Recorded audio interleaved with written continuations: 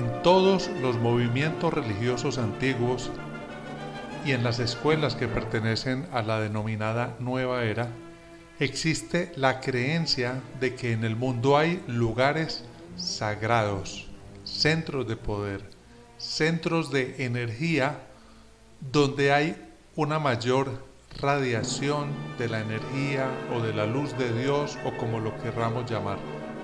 Así que mucha gente va en peregrinación a estos sitios buscando poder tener un contacto más directo con Dios, porque dicen que allí se pueden recargar de energía, pueden recargar sus células, porque en esos lugares existe una frecuencia o una vibración mucho más alta que en el resto del mundo. Dentro de la Iglesia Católica, por ejemplo, son los lugares donde dicen que se ha aparecido la Virgen María, o donde hay reliquias relacionadas con Jesús o con los apóstoles. Igual sucede en el budismo también. Hay sitios especiales donde se albergan reliquias como por ejemplo un diente de Buda o cualquier otro objeto que se dice que haya pertenecido a él o a uno de los grandes bodhisattvas. De igual manera sucede en el hinduismo. En la nueva era existen lugares como por ejemplo el monte Shasta en Estados Unidos, donde mucha gente de diferentes lugares del mundo peregrina hasta ese lugar buscando tener un contacto más directo con Dios en la forma de los maestros ascendidos.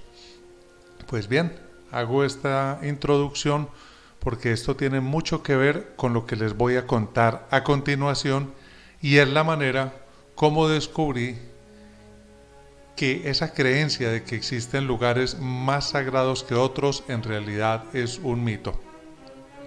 En el año 2005 yo empecé a vivir una serie de experiencias espirituales a través de las cuales empecé a recibir mensajes, que es lo que se conoce comúnmente como canalizaciones. Cuando hablamos de canalización no estamos hablando como muchos creen de que se escucha una voz al oído que te dice una palabra para que la transcribas o la repitas a una audiencia o a un público. No se trata de una voz física como tal, no es algo mental, sino algo intuitivo. Lo que yo empecé a recibir fue una serie de ideas a un nivel que está más allá de las palabras, a un nivel intuitivo. No eran ideas que se recibían al nivel de la mente o de la cabeza, sino más bien al nivel del corazón. Era más bien un sentir y en ese momento yo me hacía uno con el ser que estaba canalizando y transmitía un mensaje. Pues bien, empecé a recibir esta serie de mensajes cuando yo era un taxista en la ciudad o en el pueblo, mejor porque es un pueblo muy pequeño de 45,000 habitantes de Roldanillo en el Valle del Cauca, que es de donde soy oriundo. Siendo taxista empiezo a recibir esta serie de mensajes, así que yo cargaba una grabadora e inmediatamente iba grabando o a veces en una libreta iba escribiendo todo lo que recibía. Estas ideas pasarían luego a una página de internet que en su época se llamó soisdioses.com, que llegó a ser muy popular. En ese momento estaba yo recibiendo un mensaje de esta manera, una canalización, cuando llegó una persona, un amigo, y me dijo que se había ganado un dinero extra le había llegado y que ese día él quería dedicarse a tomar licor en diferentes bares. Básicamente él me estaba contratando para que yo anduviera con él todo el día en diferentes bares, cantinas o prostíbulos donde él iba a ingerir licor y me pagaba una suma considerable, era más de lo que normalmente yo me ganaría en un día como taxista, así que me pareció un buen negocio. Sin embargo, le hice una única observación, le dije: bien, yo te voy a acompañar, pero yo no voy a ingerir absolutamente nada de licor, porque soy taxista y estoy de servicio. Así que a él le pareció bien, él solo quería que yo lo acompañara. Sin embargo, dentro de mí existía el tabú de entrar a un prostíbulo, de entrar a un lugar donde se expendían bebidas alcohólicas, donde había toda clase de adicciones. Y sin embargo, algo en mi corazón me guió. Era como esa voz o esa guía interna que me impulsó a entrar allí. Entonces vi todo el lugar, la gente tomando licor, las mujeres que se estaban prostituyendo. En un tiempo anterior, para mí todo eso habría sido como entrar al infierno, porque tenía una serie de prejuicios religiosos en los cuales ese tipo de lugares eran lugares pecaminosos o llenos de obscuridad, como lo quieras llamar. Y todos los que han estado en un movimiento espiritual, en una religión, saben muy bien a lo que me refiero, porque todos estos movimientos están llenos de prejuicios en contra de todo lo que no sea igual a ellos. Así que yo empecé a pensar o a cavilar en ese momento si alguien podría percibir o sentir la presencia de Dios en un sitio como esos. Y es así como en ese momento empiezo a recibir una canalización, una guía, donde esa voz me dice que Dios está en todas partes, en todo lugar, porque Dios es el todo en todo. Si hay un lugar donde no puede estar Dios, quiere decir que entonces Dios no es omnipotente ni omnisciente, como nos han dicho las mismas religiones. Y es que ahí hay una contradicción. Las religiones nos van a decir siempre, Dios está en todas partes. Pero si vas a entrar a una discoteca, te dicen, allí no está Dios. Entonces, pónganse de acuerdo. Finalmente, ¿Dios está en todas partes o no está en todas partes? Muy bien. Lo que entendí allí fue que esa presencia de Dios estaba allí en ese lugar y yo la podía sentir y vivir. Pero antes que nada quiero devolverme un poco para explicar a qué me refiero yo con la palabra Dios.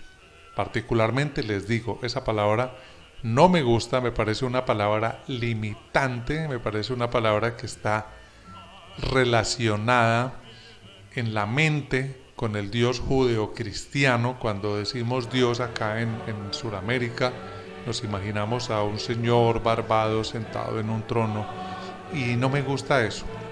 Esa idea para mí no tiene nada que ver con lo que es Dios. Yo creo, parafraseando a Albert Einstein en El Dios de Spinoza, que es una conciencia pura, perfecta y eterna que se manifiesta en el universo. Es decir, yo creo que el universo mismo es Dios. En ese orden de ideas, al entrar en la cantina, pues ¿de qué está hecha la cantina? ¿De qué están hechas las mesas, las botellas de licor, el mismo licor? ¿De qué está hecho todo lo que hay allí en ese lugar? Está hecho de moléculas. Las moléculas están hechas de átomos y los átomos a su vez están hechos de partículas subatómicas que son en realidad energía e información. Las partículas subatómicas son energía en estado puro, son conciencia pura y son lo que las religiones llaman Dios. Es por eso que la fórmula de Albert Einstein tan popular, energía es igual a masa multiplicada por el cuadrado de la velocidad de la luz, simplemente significa una cosa, que la materia que vemos tan densa, tan dura, es en realidad energía. Y si energía es conciencia y conciencia es Dios, pues todo es Dios. Así que yo estaba en esa cantina, estaba respirando un aire y ese aire que respiraba es Dios. Estaba viendo las paredes, las mesas, la vibración del sonido que llegaba y todo eso es Dios. Y más aún, estaba viendo a las prostitutas y empecé a sentir, simplemente me di cuenta que ellas eran una manifestación de la conciencia pura de Dios, al igual que lo eres tú o que lo soy yo. No en un mayor ni en un menor grado, sino en un grado exactamente igual.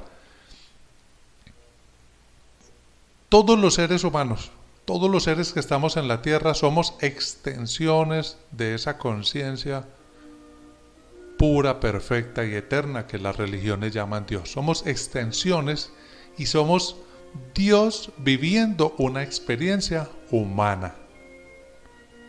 Somos Dios hecho carne y el universo todo lo hace perfecto. Por lo tanto, no puede haber una manifestación de esa conciencia que sea imperfecta. Todo forma parte de un propósito supremo. Así que esas chicas que estaban allí prostituyéndose en ese momento simplemente eran Dios viviendo una experiencia humana. La mente entra a cuestionar si es una experiencia buena o una experiencia mala. Sin embargo, todos los prejuicios de la mente son creados por ella misma y es su forma de ver y calificar el mundo. Desde el punto de vista de la conciencia no existe lo bueno ni lo malo.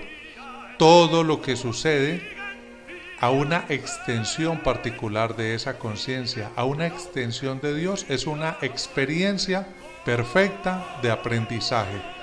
Toda experiencia es un aprendizaje. Así que me di cuenta de eso, de que no era ni bueno ni malo. Después pasó ese día, pasó el suceso de la cantina y fui llevado por mi guía interior a un basurero.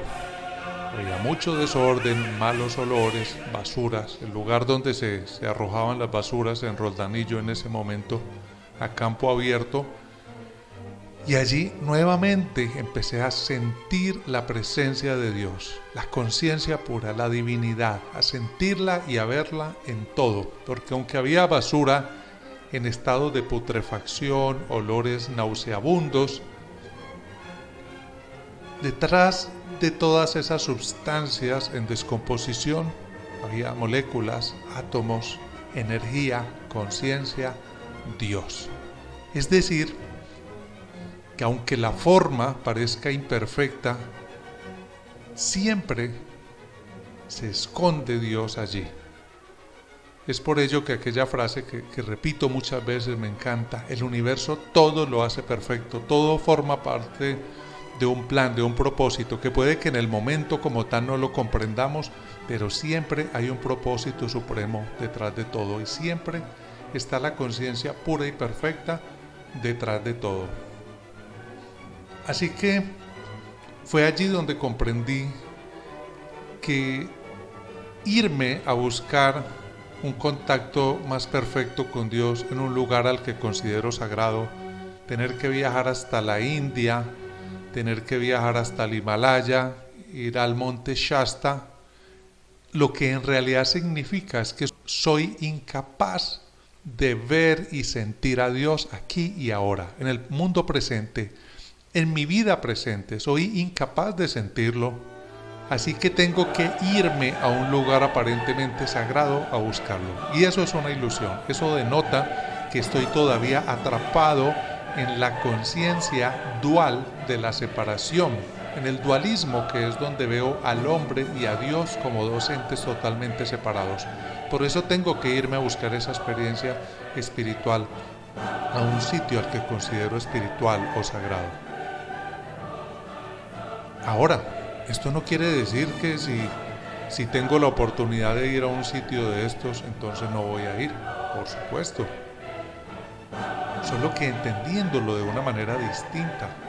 Lo que ocurre es que cuando estamos en estos sitios podemos sentir una mayor paz, una mayor tranquilidad, podemos sentir una mayor conexión espiritual, simplemente porque la mayoría de estos sitios están en la naturaleza. Y claro, cuando estamos en el campo, rodeados de árboles, rodeados de agua, de nubes, en un lugar donde se puede apreciar la naturaleza, el canto de los pájaros, el viento, esto nos permite sentir la conciencia de una manera más clara. Es decir, la conciencia pura que es Dios siempre está allí, en cualquier lugar donde nos encontremos.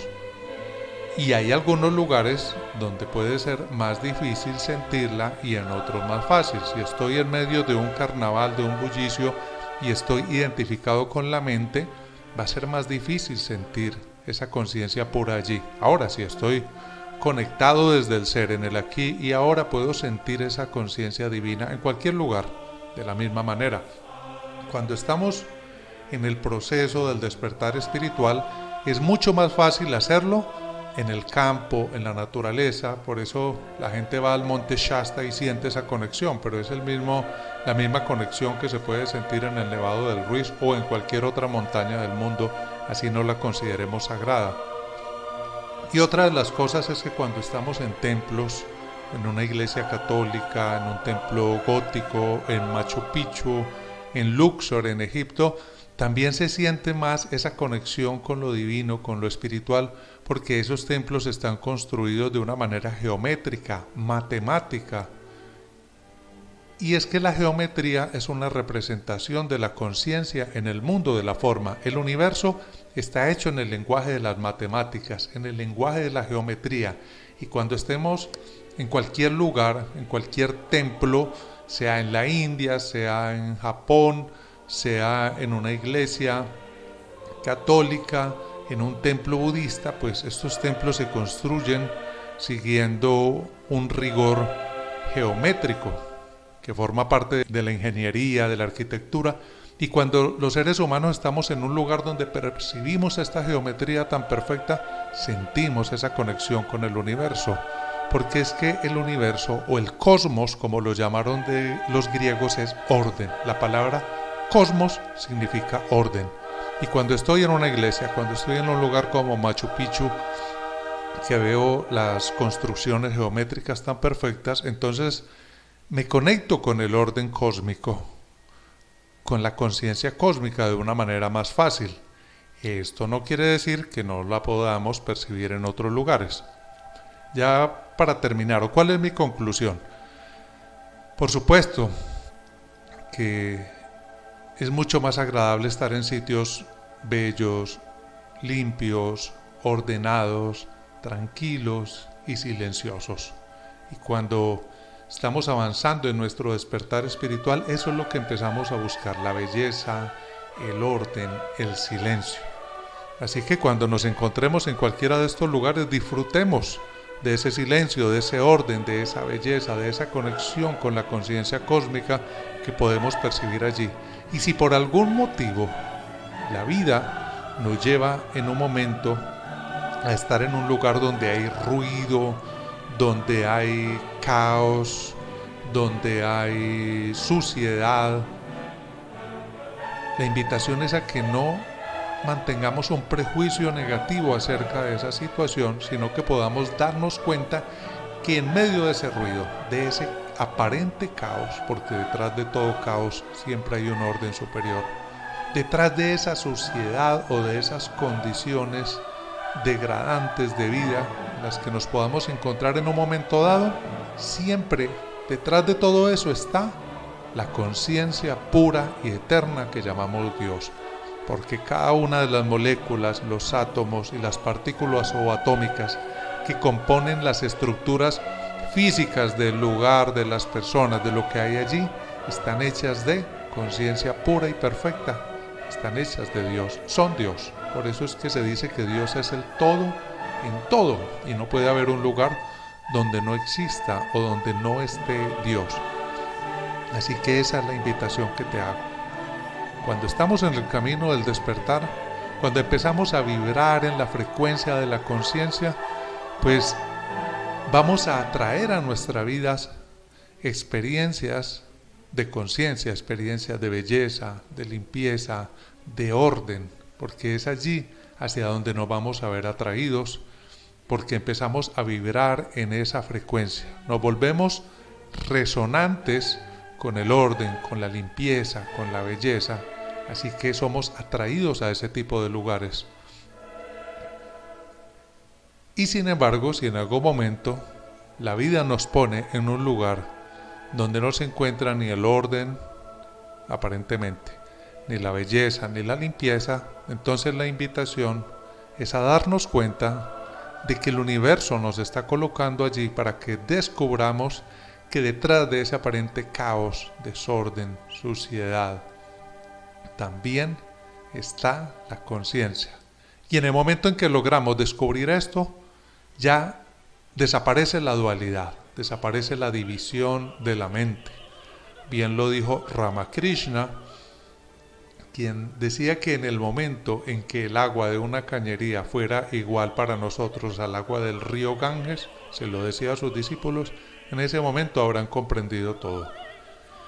Y es que para los hindúes el Ganges es un río sagrado cuya agua se supone que es sagrada y que si te bañas allí pues te liberas del ciclo de reencarnaciones, nacimientos y muertes, que obviamente para mí eso es mitología, no creo que nada de eso sea cierto, de que si te metes en un río entonces ya te liberas.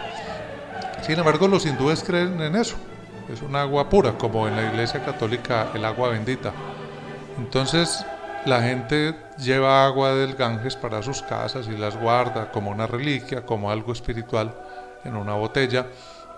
Entonces lo que él les decía era lo siguiente: cuando el agua del Ganges sea igual para ti al agua de una alcantarilla, en ese momento habrás comprendido todo. Es decir, cuando podamos sentir la presencia de Dios, la conciencia pura y perfecta, de la misma manera, en una montaña, en un nevado, en un templo antiguo, que en medio de un basural, que en medio de un lugar donde hay suciedad, donde hay ruido o contaminación, cuando podamos sentir la conciencia pura y perfecta que es Dios, de la misma manera, en estos dos lugares habremos comprendido todo. ¿Y qué habremos comprendido?